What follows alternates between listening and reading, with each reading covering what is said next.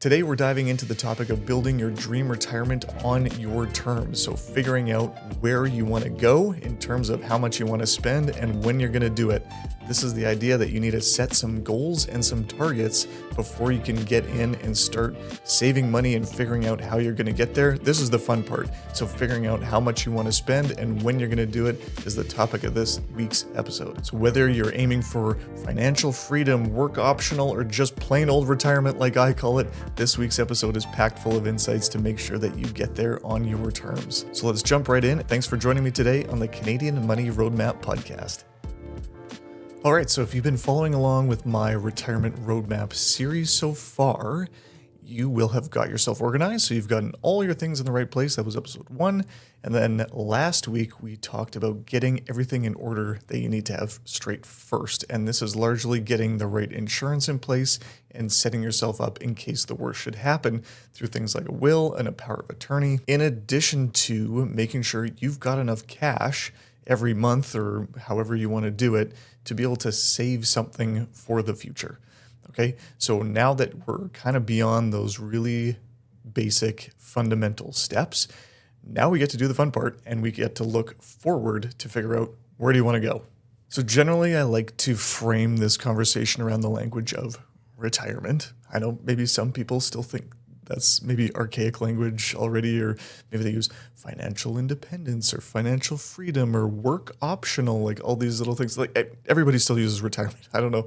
Everybody I talk to still says retirement. Any poll that I've ever done on the podcast, people still resonate with that language of retirement. So this is kind of that idea of picking some targets around that retirement date. And, you know, maybe if you don't like that language, whatever the idea is, this is just that point in your life where you stop trading your time and your labor for money. And maybe to make that a little bit more specific, it's like out of necessity. I have a lot of clients who are retired in a traditional sense from their main occupation that they had for the majority of their earning years. But now they've started a new business, or they've got hobbies that make money, or they have found themselves in even volunteer roles that ended up being paid roles. There's a number of different ways they can do it. It doesn't mean that you're exempt from making money at this point, but it's just by choice, you are no longer required to work to earn the basics of your income that meet your needs. So that's what we're going to be talking about today. I hope this episode is going to be a little bit shorter than the last couple because the concepts are not enormous here and they're just high level at this point. If you are hoping to retire next year, sorry I didn't get these episodes out to you a decade ago, but these are ideas that you hope to nail down probably in that 10-year range. You know, if you're over 45, these are kind of the ideas that are going to be creeping into your head. It's like, okay, how long am I going to keep doing this working thing? And so today we're going to be talking about setting those retirement goals. So some people like goals. I like targets. Targets in my mind are just the idea that you're aiming in a general direction and then you can adjust as things go. So at this stage, it's crucial to nail down 2 targets related to your retirement. The first one is your spending target and the second one is your time target. And I'm going to get into those more in a second. First one is the spending target. So if you look towards your eventual retirement, this is kind of where you get to do that blue sky thinking of, you know, what do you want to spend your time and money on? Do you want to be traveling the world and staying at luxury resorts? Or do you maybe want to stay home and hang out with your kids and you've built a nice home with a backyard that you like to just spend more time in and do gardening and things like that? Those things are totally awesome versions of retirement, but they look very different in terms of how much money they cost to accomplish. And so figuring out how much spending you're going to need is, you know, obviously it's the $1 million question here, but having a general idea, this is why I call it a target, so you can aim towards something. This will make all the difference because you want to start the way that you want to finish. And if you don't know yet, that's okay. Because no one knows how healthy they're going to be or what their family situation looks like or even what city they're going to live in 10, 20, maybe 30 years down the road, depending on how old you are when you're listening to this. But just as a reassurance at some level, what I've found and what many retirement researchers have found is that people's retirement lifestyles mostly look like their working lifestyles a little bit. Yes, the day-to-day will look different in terms of how you spend your time, but people's financial needs don't really change drastically on average when people are working versus when they're retired. And so, if your lifestyle while you're working includes all the luxuries of the whatever that you can think of, your retirement probably will be too.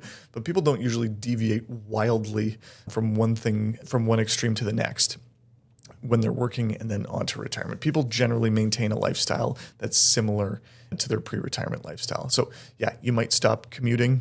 You might spend less on work-related expenses, but many of the basics, housing, food, leisure activities, these don't change drastically too much. So your current take-home income, if I can kind of get to the point here, your current take-home income can serve as a useful starting point for figuring out what that retirement income is going to look like.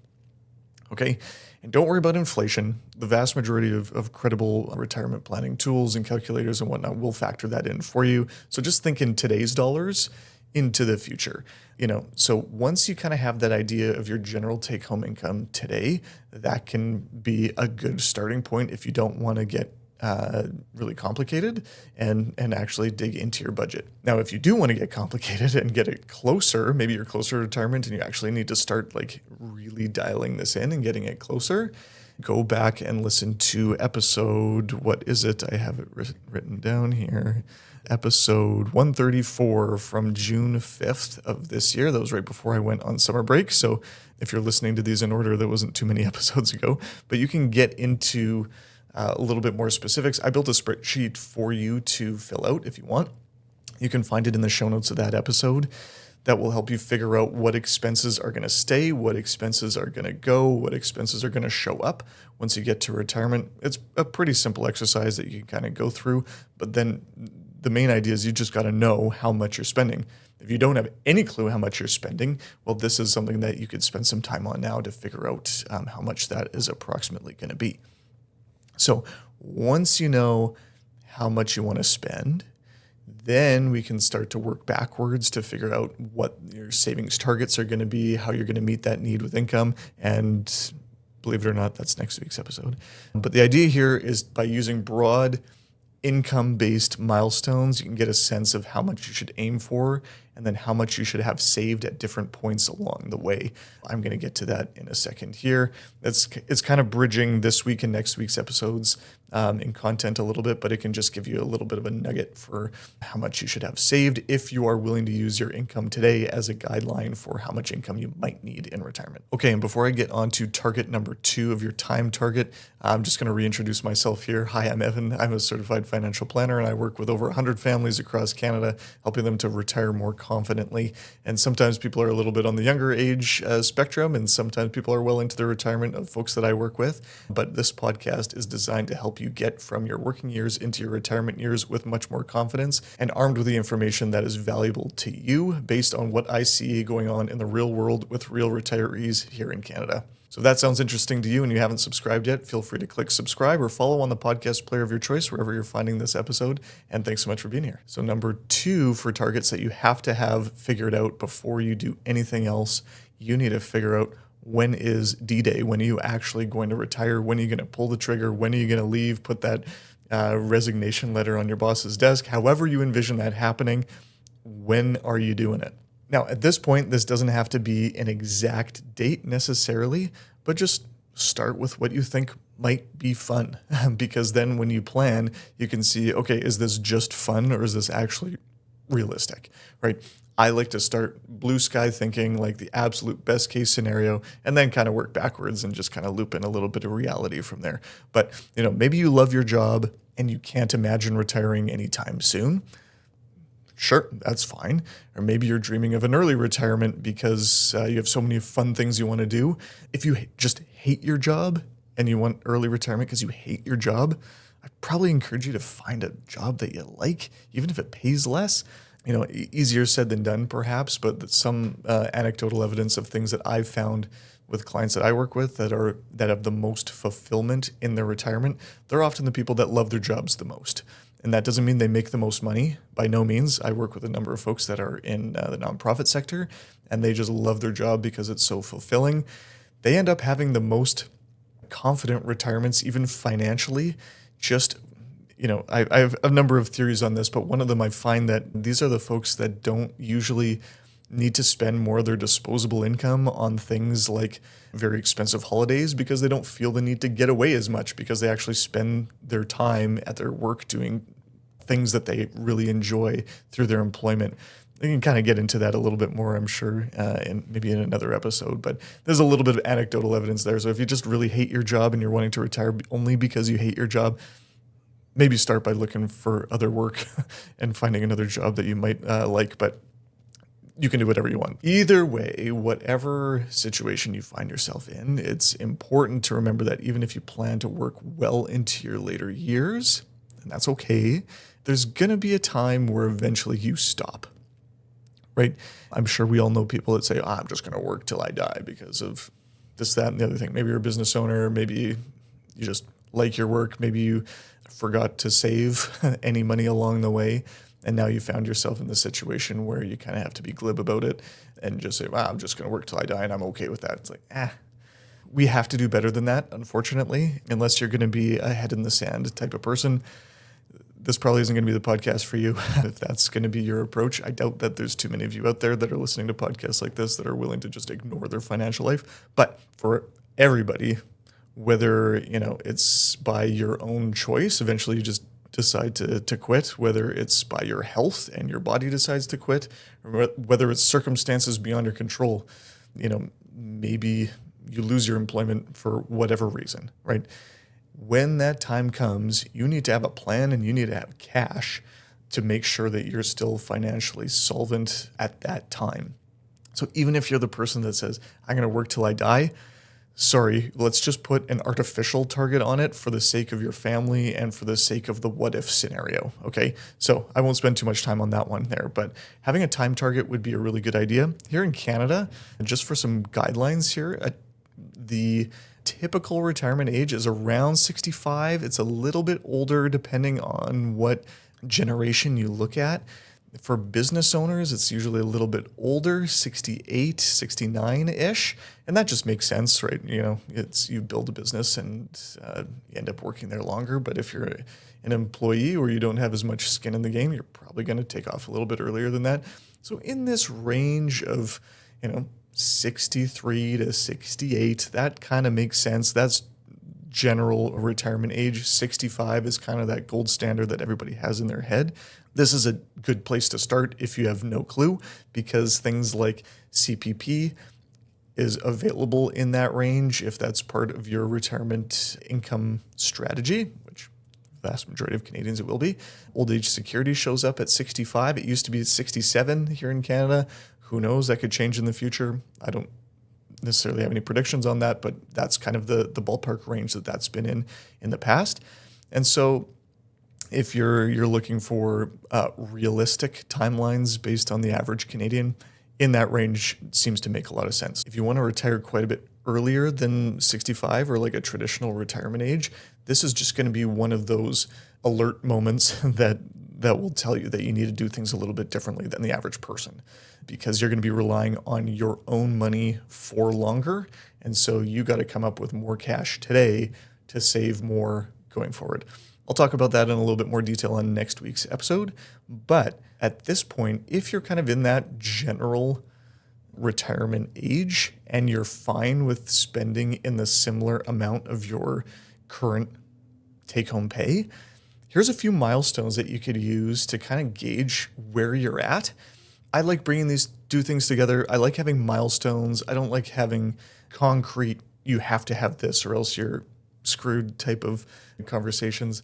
Everybody's situation is different. Everybody's situation changes over time. But if we're trying to be directionally accurate, again, using targets, if you're early to your retirement planning journey, this is a good place to be.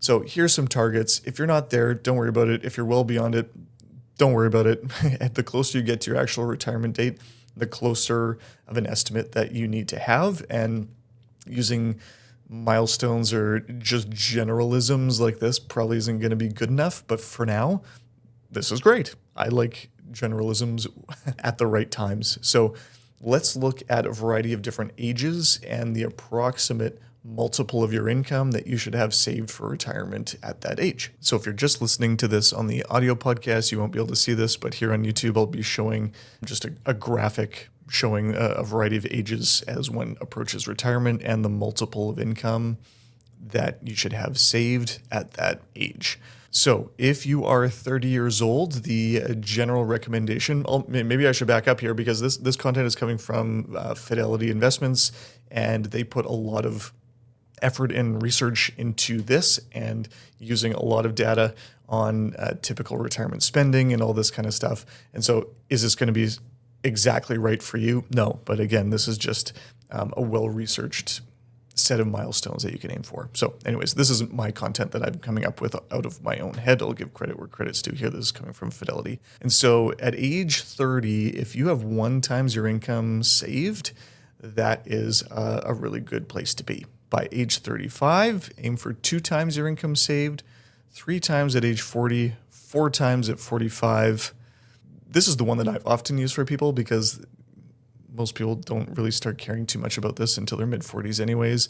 And the data I've seen before was in that range of 45 or 44. And so an easy one to remember if you're looking at kind of at the middle of the range here is 4 times at 44. So like the 444 principle. I'm not going to call it a rule because it's not a rule, but it's just a target to aim for there. By age 50, if you have 6 times your income saved, you should be in reasonable shape. 7 times at 55, 8 times at 60, and then 10 times at 67. So this has come from the US where 67 is a little bit more of a typical retirement age. Again, this is not really specific, but just take a look at your own situation and see how much you have saved in your own RSPs, TFSAs, non-registered accounts, workplace pensions, perhaps, things like that. And so this is going to look very different for people based on their sources of income and how much they actually need to replace and things like that. But if we're going to be directionally accurate, let's use these milestones as just kind of a starting point to see how far ahead or behind you may or may not be for a typical person. So it's a good thing to keep in mind that your retirement plan at this stage in particular, like just using these guideposts and targets, it's not set in stone, right? Life happens, your income is going to increase. And so these multiples of your income should be relevant based on your income at that age, right? So retiring at 67 with 10 times your age 30 income, that's kind of incongruent there. And so this is going to change over time, and you have to adjust your savings as you go over time, and that's totally fine. That's why I recommend revisiting your plan as things change. The key is to be flexible and make changes based on your circumstances if need be, and also having some grace for yourself when there's periods of time where things just don't necessarily align up with what your perfect vision of what your plan is. And that's okay too. Coming back to it and revisiting things when things are a little bit better can really help with that. So let's just do a quick recap of the ideas here and the targets that you might want to have in place. So your spending target, this is something that you can use as just your current lifestyle as a starting point for estimating your retirement spending. So if you have take-home pay today of $5,000 a month, maybe in retirement you could aim for, believe it or not, $5,000 a month. It's probably not going to be too different. Yeah, your mortgage might be gone at that point, but you might be spending that on going out to eat more and traveling a little bit more. So it's like there's going to be some ebb and flow with the same amount of approximate income based on how you've been able to live your life up until your retirement date. So unless you have drastic changes one way or the other, that's a reasonable target to start with at least. Number 2 is your time target. So deciding on a general timeline of when you want to stop working.